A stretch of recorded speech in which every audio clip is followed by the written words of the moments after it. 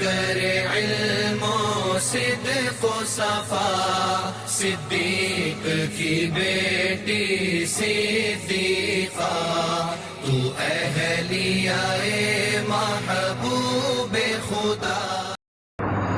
نحمده ونصلي ونسلم على رسوله الكريم اما بعد فاعوذ بالله من الشيطان الرجيم بسم الله الرحمن الرحيم قال الله تعالى في القرآن الكريم ان الذين جاءوا بالإفك عصبة منكم لا تحسبوه شرا لكم بل هو خير لكم صدق الله العلي العظيم۔ آج 17 رمضان المبارک ہے، حضرت عائشہ رضی اللہ تعالی عنہا کا یوم وفات۔ حضرت عائشہ رضی اللہ تعالی عنہا وہ صحابیہ ہیں جو اس کائنات میں سب سے افضل پیغمبر جناب نبی کریم صلی اللہ علیہ وسلم کی زوجہ ہیں۔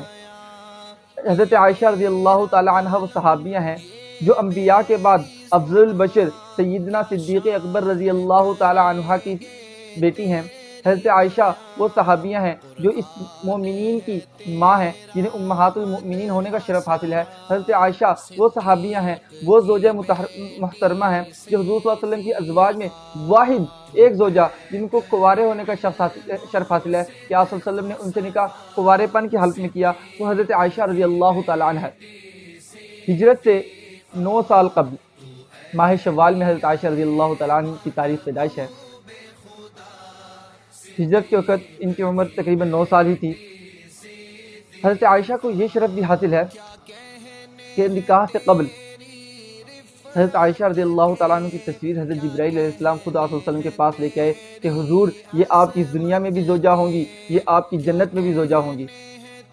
حضرت خدیجہ کی وفات کے بعد حضور صلی اللہ علیہ وسلم بہت زیادہ غمگین رہنے لگے، اداس رہنے لگے، تو اس پہ صحابی نے مشورہ دیا کہ حضور آپ پریشان رہنے لگے ہیں، آپ ایسا کریں کہ نکاح کر لیں۔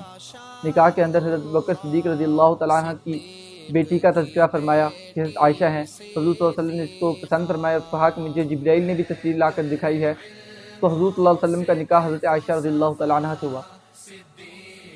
آج ایک بہت بڑا سوال اٹھایا جاتا ہے سیکولر طبقے کی طرف سے، اور ایک بہت بڑا اعتراض کیا جاتا ہے کہ آپ صلی اللہ علیہ وسلم کی عمر 40 سال کے قریب تھی اور حضرت عائشہ رضی اللہ تعالی عنہ کی عمر 9 سال تھی، تو اس عمر میں آپ صلی اللہ علیہ وسلم نے حضرت عائشہ سے نکاح کیوں کیا ایک کم سن بچی سے؟ اس میں بہت سی حکمتیں ہیں۔ آپ دیکھیں کہ ایک کم سن عمر کے اندر انسان کا ذہن مضبوط ہوتا ہے، حافظہ قوی ہوتا ہے، انسان چیزیں زیادہ یاد رکھ سکتا ہے۔ تو حضرت عائشہ رضی اللہ تعالی عنہ کی اس نکاح کی برکت سے امت کو احادیث کا اتنا بڑا ذخیرہ حاصل ہوا کہ حضرت ابو ہریرہ رضی اللہ تعالیٰ عنہ، حضرت عبداللہ بن عمر رضی اللہ تعالیٰ عنہ کے بعد سب سے زیادہ روایات حضرت عائشہ رضی اللہ تعالیٰ عنہ سے منقول ہے۔ دین کا تہائی حصہ، اگر ان دین کو 3 حصوں میں ڈیوائیڈ کیا جائے حدیث کو، تو تیسرا حصہ حضرت عائشہ رضی اللہ تعالیٰ عنہ سے منقول ہے۔ حضور صلی اللہ علیہ وسلم کے گھریلو معاملات زیادہ تر حضرت عائشہ رضی اللہ تعالیٰ عنہ سے منقول ہیں۔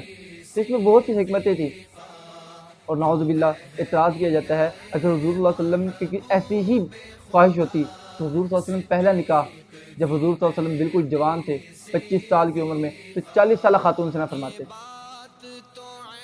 حضور صلی اللہ علیہ وسلم کی وفات کے بعد حضرت عائشہ نے تقریباً 47 سال کا عرصہ گزارا اس دنیا کے اندر، جس میں حضرت عائشہ رضی اللہ تعالیٰ عنہ نے خلافت کا دور بھی دیکھا، خلافت راشدہ کے چاروں ادوار دیکھے۔ حضرت عائشہ رضی اللہ تعالیٰ نے بنو امیہ کی خلافت کا بھی ابتدائی حصہ دیکھا، اسلام کی فتوحات کا حصہ بھی دیکھا، اور اس دور کے اندر دین بہت تیزی سے پھیلا۔ حضرت عائشہ رضی اللہ تعالیٰ عنہ سے بہت سی روایات بھی اس دور میں منقول ہیں۔ 17 رمضان المبارک کو حضرت عائشہ رضی اللہ تعالیٰ عنہ وفات پا گئی۔ حضرت عائشہ رضی اللہ تعالیٰ عنہ کی بہت سی خصوصیات ایسی ہیں جو حضرت عائشہ رضی اللہ تعالیٰ عنہ کے ساتھ ہی خاص ہیں اور کسی کو وہ خصوصیات عطا نہیں کی گئی، جن میں سے ایک خصوصیت کہ واحد زوجہ ہیں جن سے حضور صلی اللہ علیہ وسلم نے ان کے کنوارگی کی حالت میں نکاح فرمایا۔ حضرت عائشہ رضی اللہ تعالیٰ عنہ کے لحاف کے اندر کسی زوجہ کے ساتھ ایسا نہیں ہوا کہ حضور صلی اللہ علیہ وسلم ان کے ساتھ لحاف میں ہوں اور قرآن نازل ہو، وحی نازل ہو۔ حضرت عائشہ رضی اللہ تعالیٰ کے ساتھ حضور صلی اللہ علیہ وسلم لحاف میں تھے، قرآن نازل ہوتا ہے، وحی نازل ہوتی ہے۔ حضرت عائشہ رضی اللہ تعالیٰ عنہ کی برکت سے امت پر ایک بہت بڑی ثانی تیمم کا حکم نازل ہوا۔ حضرت عائشہ رضی اللہ تعالیٰ عنہ کی پاک دامنی کے اندر قرآن پاک نے تقریباً 2 رکوع 10 آیات سورہ نور کی نازل فرمائی، جو قیامت تک تلاوت کی جاتی رہیں گی۔ حضرت عائشہ رضی اللہ عنہ کی پاک دامنی کا خود اللہ تعالیٰ نے تذکرہ فرمایا۔ حضرت عائشہ رضی اللہ تعالیٰ عنہ خلیفہ رسول کی بیٹی ہیں۔ یہ کچھ خصوصیات ہیں جو عائشہ رضی اللہ تعالیٰ عنہ کے ساتھ خاص ہیں۔ تو سورہ نور کی جو آیات حضرت عائشہ رضی اللہ تعالیٰ عنہ کے بارے میں نازل ہوئی، ان کا پس منظر کچھ یوں ہے۔ اس واقعے کو واقعہ افک کہا جاتا ہے، جیسے کہ میں نے ابھی تلاوت خطبے کے اندر بھی تلاوت فرمائی کہ ان الذین جاؤوا بالافک عصبۃ منہم، کہ جو لوگ بہت بڑا بہتان لے کے آئے تمہارے پاس وہ تم ہی میں سے تھے، تم اس کو اپنے لیے برا نہ سمجھو، یہ تمہارے لیے بہتر ہے۔ اللہ تعالیٰ کے فرمان ہے تمہارے لیے بہتر ہے۔ شاید نا ایک بہت باریک نکتہ یہ بھی ہے، بہت سی دفعہ ایسے ہوتے ہیں پریشانیاں آتی ہیں ہم گھبرا جاتے ہیں، مصیبتیں آتی ہیں ہم گھبرا جاتے ہیں کہ یار ہمارے ساتھ ہی ایسا کیوں ہو رہا ہے، کہیں یہ پریشانی یہ مجھے گرانے کے لیے تو نہیں ہے، کہیں اللہ تعالیٰ مجھ سے ناراض نہیں ہے۔ تو ہر دفعہ پریشانی کا مطلب اللہ تعالیٰ کی ناراضگی نہیں ہوتا، ہر دفعہ پریشانی کا مطلب یہ نہیں ہے کہ اللہ تعالیٰ آپ سے ناراض ہیں، بلکہ بسا اوقات اللہ تعالیٰ اپنے نیک بندوں سے، اپنے پسندیدہ بندوں سے آزمائش کے لیے بھی پریشان لاتے ہیں، اور اس پریشانی کا مقصد اپنے بندے کو بلند کرنا ہوتا ہے، اس کے مرتبے کو مزید بلند کرنا ہوتا ہے، اس کو اپنے سے مزید زیادہ نزدیک کرنا ہوتا ہے۔ جیسے کہ اللہ تعالیٰ نے یہاں فرمایا لا تحسبوه شرا لکم، اس کو تم اپنے لیے برا نہ جانو، یہ تمہارے لیے برا نہیں ہے بلکہ اس میں تمہارے لیے بھلائی ہے۔ سیدنا یوسف علیہ السلام کے واقعے دیکھیں۔ سیدنا یوسف علیہ السلام نبی کے بیٹے ہیں، خود بھی نبی ہیں، نبی کے بھائی ہیں، کنویں میں پھینک دیا گیا، مصر کے بازاروں میں بیچا گیا، جیل میں ڈال دیا گیا، پریشان نہیں ہوئے، گھبرائے نہیں، لیکن انہی سارے واقعات نے بالآخر دیکھیں ان کو مصر کا بادشاہ بنا دیا۔ نبوت اللہ تعالیٰ نے پہلے بھی عطا کی تھی، یہاں بھی یہ واقعہ پیش آیا۔ اب بعض کفار بھی اعتراض کرتے ہیں کہ اگر نبی کریم صلی اللہ علیہ وسلم اللہ تعالیٰ کے اتنے زیادہ پسندیدہ تھے ان پہ تکلیفیں کیوں ہیں؟ بھی تکلیفیں آئیں، الم نشرح لک صدرک ووضعنا عنک وزرک الذی انقض ظہرک ورفعنا لک ذکرک، آپ کے ذکر کو بلند کرنے کے لیے، آپ کے مرتبے کو بلند کرنے کے لیے پریشانیاں کیوں آئیں؟ تاکہ یہ مرتبہ مزید بلند ہو جائے۔ خیر واقعہ کچھ یوں ہے کہ حضور صلی اللہ علیہ وسلم غزوہ بنی مصطلق سے واپس آ رہے تھے، جس میں حضرت عائشہ رضی اللہ تعالیٰ عنہ بھی موجود تھی قافلہ کے اندر۔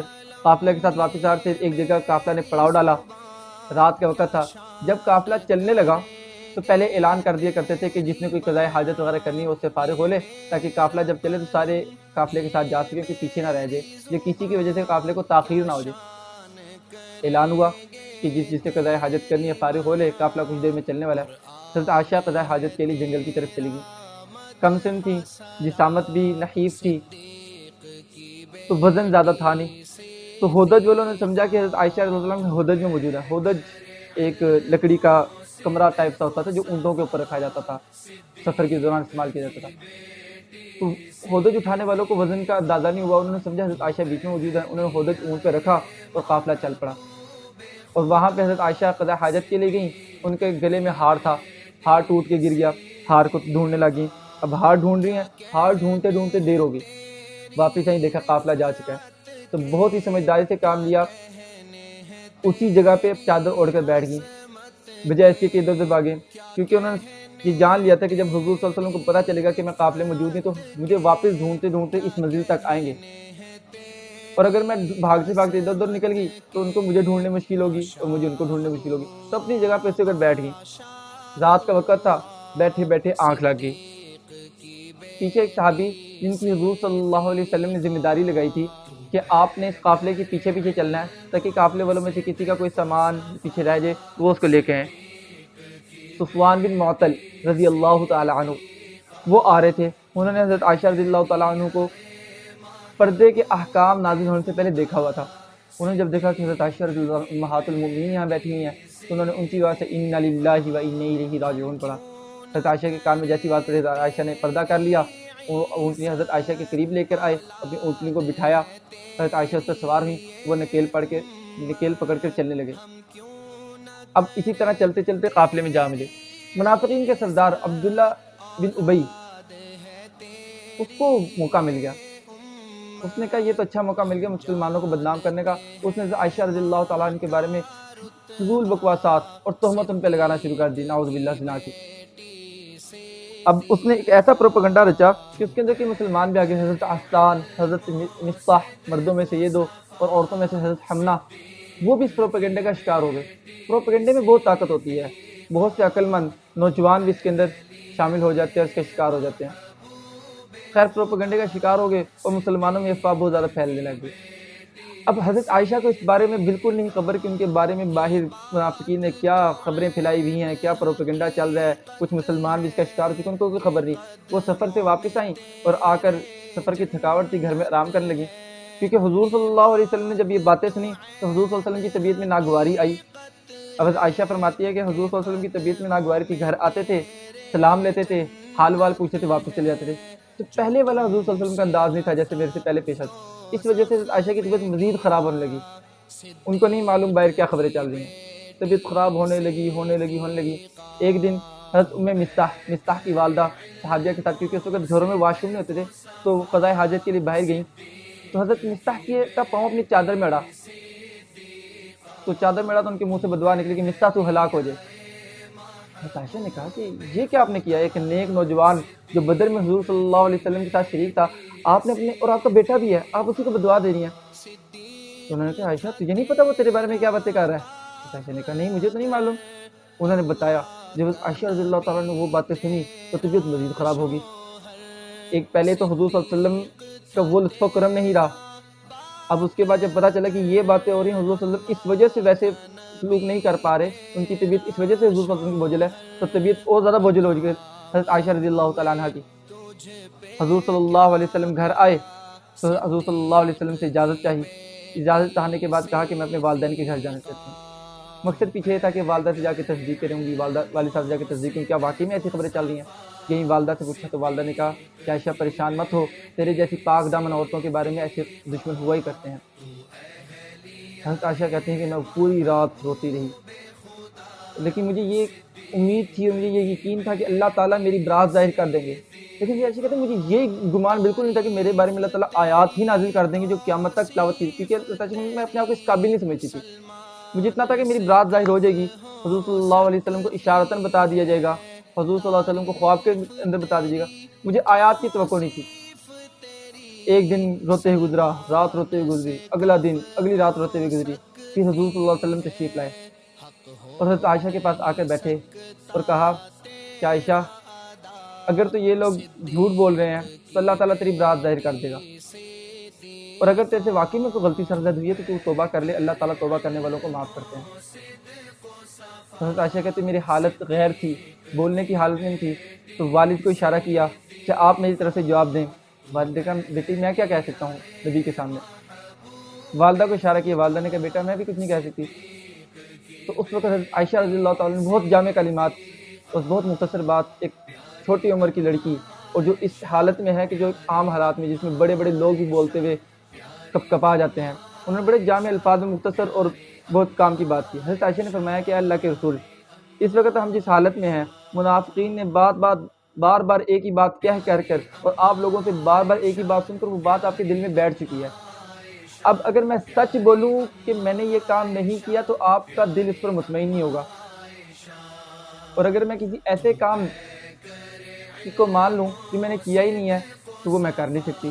تو ایسے موقع پر میں وہی کروں گی جب یوسف علیہ السلام کو ان کے بھائیوں نے کنویں میں پھینک دیا تو جو یعقوب علیہ السلام نے جملہ ارشاد فرمایا تھا، میں بھی کہوں گا فصبر جمیل، کہ اب صبر ہی بہتر ہے، انشاءاللہ اللہ تعالیٰ میری برات ظاہر کر دیں گے۔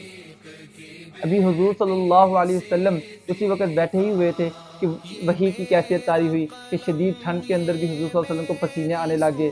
وحی کی کیفیت طاری ہوئی، حضور صلی اللہ علیہ وسلم نے کہا ابشری یا عائشہ، اے عائشہ خوش ہو جا، تیرے لیے خوشخبری ہے، اللہ تعالیٰ نے تیری برات ظاہر کر دیا۔